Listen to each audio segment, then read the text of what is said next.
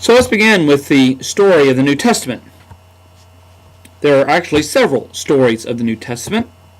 The most important is the story of the Christian faith that is presumed by all the New Testament authors. And what we're going to do in this course is we are going to try and discover what that story is, what are the elements of that story. And it is no surprise that central to that story is what God has done through Jesus of Nazareth, making him the Messiah, the Christ, his Son, Lord, raising him from the dead, and promising to establish his kingdom.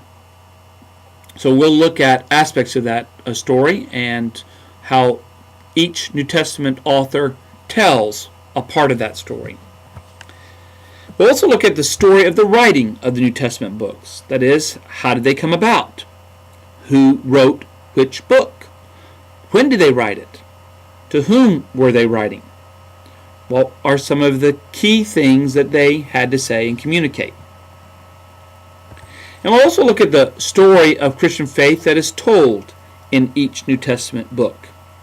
Not just the one that is presumed by all the New Testament authors, but actually what each one has to say. So, the story that they all presumed, the story of how each book came about, and the story that they have to share or state or teach in their books. Well, a very good question that we should be asking is, why do New Testament stories matter? Do we have to believe anything the New Testament authors believed about Jesus in order to have a Christian faith? This is a very good question because there are a lot of people today who claim to be Christian, and yet what they claim as central to Christian faith varies significantly. Some will claim that Jesus is the exclusive, only way to God, and that no one can approach God except through faith in Jesus as the Messiah. Others will claim that Jesus was a man, and that as a man, he believed certain things, he practiced certain things, he taught certain things, but he died. He did not rise from the dead, but nevertheless, he is worthy, because of the nature of his teachings, to follow and to wear his name. Those are two very different positions, and yet both positions claim to be Christian. So we should ask whether or not we should believe anything the New Testament authors believed about Jesus and about what God is doing in the world, and look at what they taught, be aware of what they taught and what they believed, so that when we claim that, or if someone should claim that they have a Christian faith, you now have a standard by which to measure that claim. This is a question about the authority of the New Testament to both define and shape what is Christian faith. Not everyone who claims to be a Christian believes that the New Testament is the sole authority to define and shape Christian faith. But as you will come to discover, there is much that is said in the New Testament that should be considered authoritative. And if the New Testament are in the inspired Word of God, as many believe, then that means that they stand in a unique authoritative position to define what Christian faith is. Do we have to believe all the New Testament authors in order to legitimately claim we have Christian faith? This is, again, another important question, because it recognizes that the New Testament authors believed lots of different things. And it may be that there are certain things that they believed that today people may not believe. And if we decide not to believe something that the New Testament authors believed, does that mean that we can no longer have a Christian faith? And as we look and investigate the New Testament authors, you'll begin to see certain things that they believed. Some of these things are simply a part of the world in which they lived in. But some of these things happen to be very central to the nature of Christian faith. Can other early non-biblical Christian authors be used instead of New Testament authors to define Christian faith? There are actually some today who are looking at non-biblical Christian texts, such as Gnostic texts, and want to use those texts to define Christian faith. Both this question, the last questions, really do have to do with the New Testament as the exclusive canon for Christian faith. Is there something outside the 27 books of the New Testament that can legitimately be held as contributing to the definition of Christian faith? In this course, I am going to presuppose that they do not, that the canon is closed, and that these 27 books alone define the nature of early Christian faith as God intended it to be communicated. Can the New Testament stories be trusted? Some people certainly might ask the question, isn't it true that we don't know exactly what the New Testament authors actually wrote? There's been a lot of interest lately in the history of the transmission of the biblical text. Everybody knows, or many people know, that our Bibles were constructed on the basis of lots of manuscript evidence. Most people know that we do not possess the original autographs or the actual original writing of any New Testament author. What we possess today are copies or copies of copies or copies of copies of copies of copies.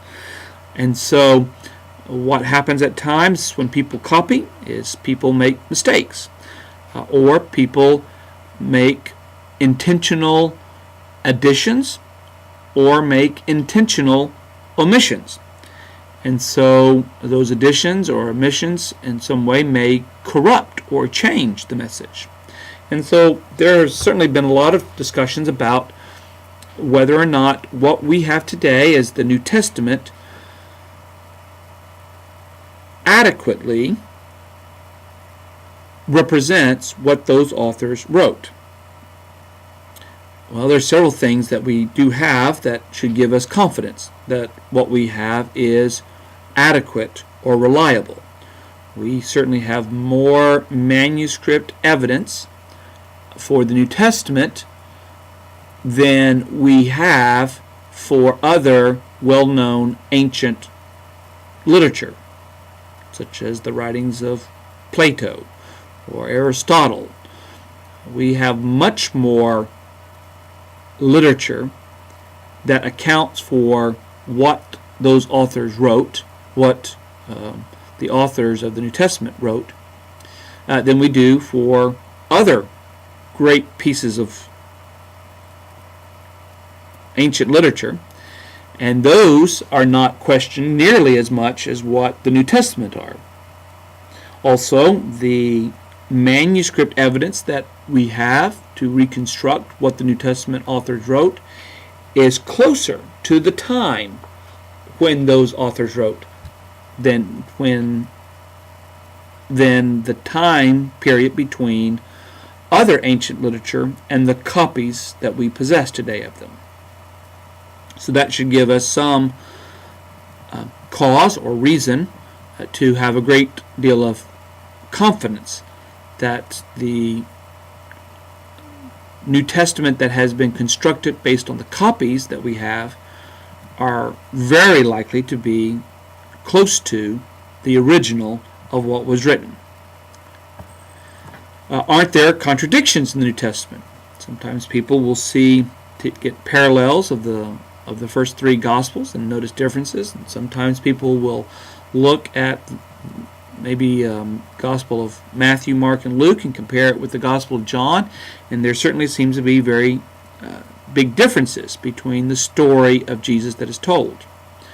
Or they might look at what one author says about Jesus and compare it to something else that another author will say, and it might look like contradictions. Or there's a famous one where Paul talks about that we are saved by faith and not by works. And in the book of James, James claims that we are saved by faith and by works. And so many of these examples are used and lifted up as evidence of contradictions in the New Testament. But what we'll discover is that it's very important that we understand both the purpose of New Testament authors, what they were trying to write, what they were trying to communicate, and make sure that we read carefully their statements in light of their overall purpose. And when we do so, we see that many of these seemingly contradictions are not contradictions at all. And how can we be certain that the story wasn't accidentally altered? Well, we do know that scribes did alter texts.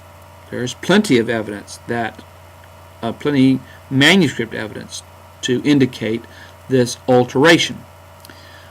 But nevertheless, those alterations are not substantial in terms of the core teachings of the New Testament. In other words, the great story that is presumed by the New Testament author is not affected at all by the changes that took place in the history of the creation of manuscripts of the New Testament.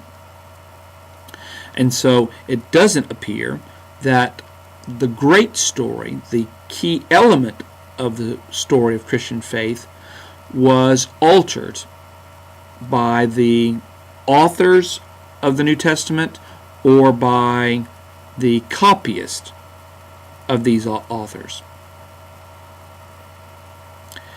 And so that takes us then to the end of this first section on why study the New Testament, or looking at the New Testament. Does it matter? It certainly does matter, because it is the foundation of the Christian faith, and anyone who wants to understand what historically was the Christian faith, or who wants to evaluate claims by others of having a Christian faith, should be aware of the story or the content of the New Testament.